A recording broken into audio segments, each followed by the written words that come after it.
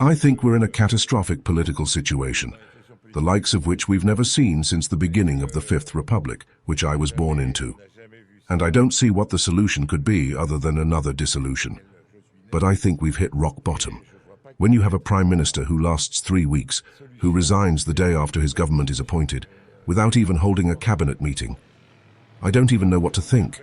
It's completely inconsistent and a total disaster.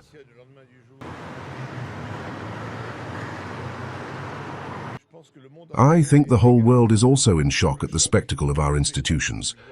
Since we did have institutions that were very stable, governments that were stable, and since the catastrophic and incomprehensible resignation of the National Assembly, it's a spectacle that's almost incomprehensible, since I believe even Belgium went without a government for a very long time.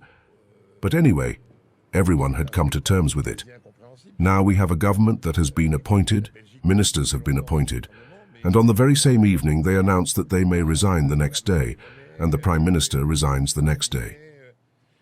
I think everyone is stunned. Everyone is stunned by the spectacle this presents, which makes no coherent political sense.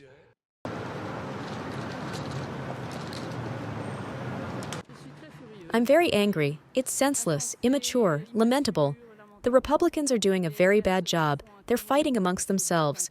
It's because of them that we had Ms. Bourne's 49.3, because they didn't vote for it properly, the pension reform. And now everything is being called into question. We're stuck. We want to move forward. It's really bogged down. We're bogged down. I think we have an image of being incomprehensible. Europeans think we have no sense of compromise. We don't know how to work together, even though we have all the means to do so. Our children work very hard and are very successful. The economy should be doing very well, but it's bogged down by inconsistent politicians. I think France is increasingly seen in a negative light, not only because of its catastrophic debt, which will have to be repaid, but also because of its political procrastination, where we mainly see party quarrels and where the National Assembly has been completely blocked for several months.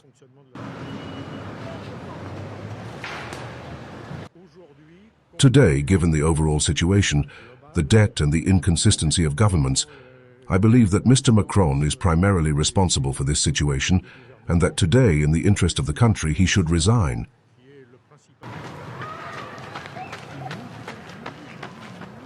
You're telling me he just resigned?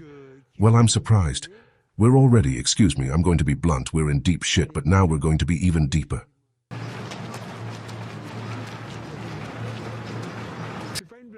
This isn't a joke. Well, I'm not that surprised. From the moment there was sabotage, even from people in his own government, and from the moment they came up against a country where there are really too many idiots among the politicians, and it was very difficult for him to succeed in his task. I regret it very much. He was a good guy, and I think our country deserves better than political parties fighting each other and getting us absolutely nowhere. I especially blame the socialists for their stupidity.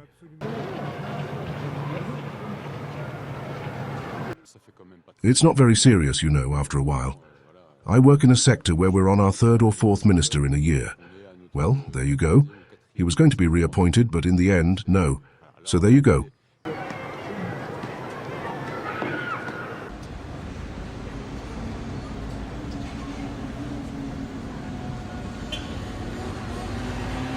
If police presence affects decision to join rallies, it's quite funny to say that in France we can be afraid to go and demonstrate. I don't believe in freedom of expression anymore since he, Macron, became president.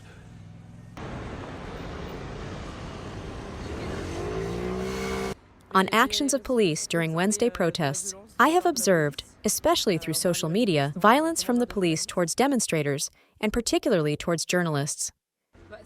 If police presence affects decision to join rallies, well, it's true that we always think twice about it, because we know that it's an increasing risk as we grow up. So yes, the police are a deterrent.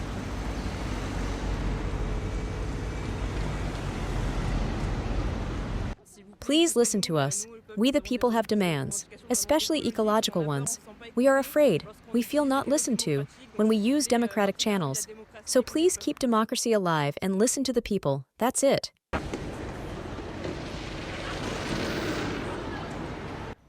No, I have not witnessed violence due to pro-Palestinian rallies. However, I have already seen violence and heard about it in relation to football matches, Champions League finals, or during the music festival, and I don't think it's a question of pro-Palestinian rallies.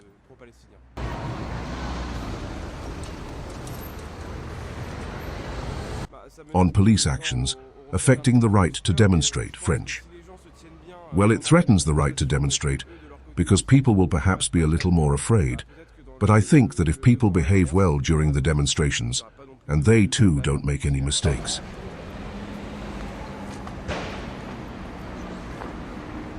Yes, at my university, we have already protested for Palestine, and the administration called the police, the CRS, and there was police violence regarding that, yes.